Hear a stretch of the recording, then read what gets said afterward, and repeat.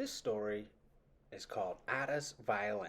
It's the story of the recycled orchestra of Paraguay, written by Susan Hood and illustrated by Sally Wern Comport.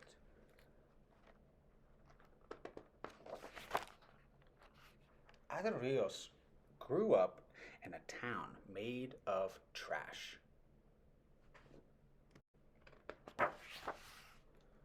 Every morning at dawn, Ada heard the first garbage trucks rumble and roll down the road to Catura. Beep, beep, beep. Backing into the landfill, they tipped their loads up, and crash! The trash came tumbling down, 1,500 tons each day.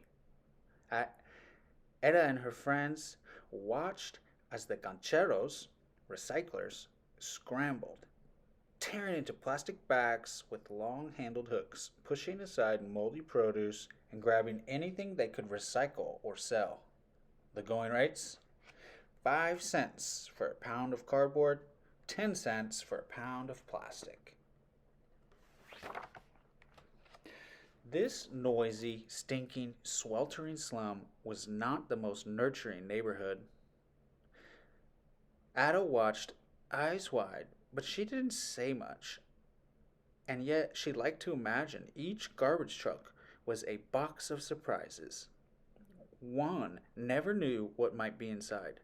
Her father had found appliances, toys, perfumes, and antique watches. One woman even discovered a small box full of gold jewelry. Little did Ada know that there was a bigger surprise waiting for her in the landfill. Every day when Ada's parents went to the work, grandmother Miriam cared for Ada and her little sister Nuelia. Grandma loved to sing rock and roll songs from the 1960s. The girls grew up to the tunes of the Beatles, Simon and Garfunkel, and Creedence Clearwater Revival. Ada loved to sing too, but only when no one was listening. Ada's dad brightened the night with stories and songs of great musicians. He turned up the radio and pointed out the sounds each instrument made. Ada heard one above all others. Zing went the strings of the violin. When the girls started school, Grandma returned to work as a recycler, collecting bottles and cans in the city. Classes let out at noon. Young Ada was in charge of Noelia until her parents were done with work. At first, the girls stayed close to home, playing with Grandma Miriam's doggies and making sand cakes in the dirt. Soon, they joined their cousins, playing hide and seek or a game of handball in the streets. In time, they ventured farther afield, walking down to the bodega to get candy. But Ada noticed the teenagers hanging out in the alleys, grumbling about life in the landfill looming ahead. What would happen to them? To her little sister? She watched as the older kids turned to gangs and got into fights.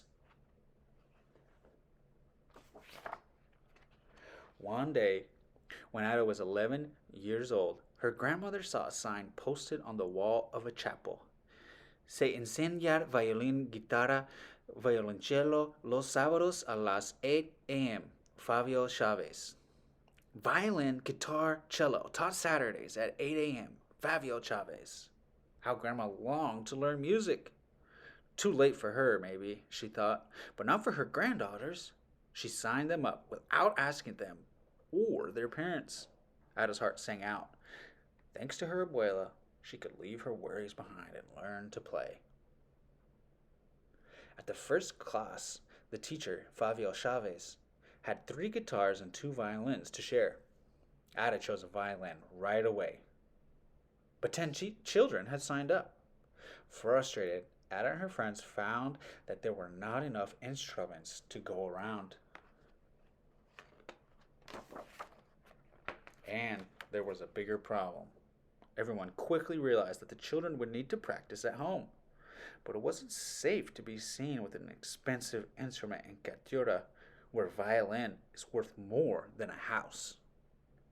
Watching the children play amid broken glass and rusty metal, Senor Chavez knew he had to do something. He remembered a band called Les Luthiers that made its own instruments. That was it. He asked Nicolas Scola Gomez, a ganchero and carpenter, for help. Senor Gomez found a discarded drum with a big hole in it. What could he use to fix it? He picked through the trash and discovered an old X-ray film. Would that work?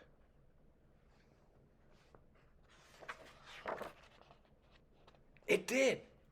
Senor Gomez kept experimenting, and others, like Tito Romero, helped. Inventing instruments wasn't easy, but they fiddled around, discovering which materials hit just the right notes. They transformed oil drums into cellos, water pipes into flutes, and packing crates into guitars. Soon there were enough instruments for all the children who wanted to play. Ada chose a violin made from an old paint can, an aluminum baking tray, a fork, and pieces of wooden crates. Worthless to thieves, it was invaluable to her. It was a violin of her very own. Senor Chavez set up a strict schedule of 3-hour lessons. The class had no classroom, so they played outside despite the 100-degree heat and sudden downpours. At first, Ada and the others struggled. Sharps and flats clanged and clashed. Playing an instrument is a process. It doesn't matter if one is rich or poor, ugly, fat, thin. You cannot learn to play an instrument overnight, Senor Chavez told the children. Some kids decided it was too much work and gave up, but not Ada. After lessons, she would practice at home, sometimes for 2 hours a day. In time, the screeches, twangs, and tweets hit all the right notes. Their class became a small island where Chavez taught them to respect themselves and one another. Be kind. Always say please and thank you. Say you're sorry. Be dedicated when you commit to something, Senor Chavez told the children. Soon, the ragtag crew of kids learned to tune in, to listen to one another, to band together. The recycled orchestra was born. From then on, there was something new in the air in Catora. Gancheros, trudging home from the landfill, might lift their heads to hear the sounds of Ada's violin, or the strains of Baby's cello, or the strum of Noelia's guitar. A symphony of sound helped to lift them beyond the heat, the stench, and their aching backs. With her violin, Ada could close her eyes and imagine a different life. She could soar on the high, bright, bittersweet notes to a place far away. She could be who she was meant to be. As Ada's skill grew, so did her confidence. Once timid, she now took center stage, playing solos. She helped teach the younger children, too. Her teachers and fellow students took note. When she was 12 years old, Ada was named a first violinist. Imagine, she was first at something. Shortly after, she and her 39 fellow musicians were invited to perform concerts in Catura and later in the nearby capital city of Asuncion. Word of this extraordinary orchestra spread. Soon they were asked to perform in other cities and even other countries. Ada and her friends flew on their first airplane, stayed in their first hotel, swam in the bright blue waters of Rio de Janeiro, sampled their first pastries and pineapple, and saw sights they never imagined. The world dazzled them, just as they dazzled the world.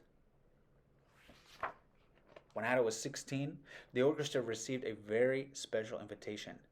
They were asked to tour with a world-famous rock band. More than 35,000 people awaited them at their first concert stop in Bogota, Colombia. Ada was more than nervous. She didn't know how to enter or how to greet the audience. She went blank.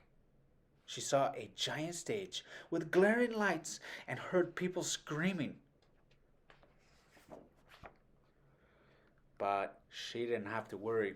As the recycled orchestra took the stage, the people who had paid to see the rock band cheered for them. Cachora! Cachora! Cachora! The enormous audience sang and swayed to the music as the orchestra played, and as their performance came to a close. A crescendo of cheers, chants, and applause resounded across the park. The astonished kids bowed, grinning at one another. They had discovered the surprise waiting in the landfill.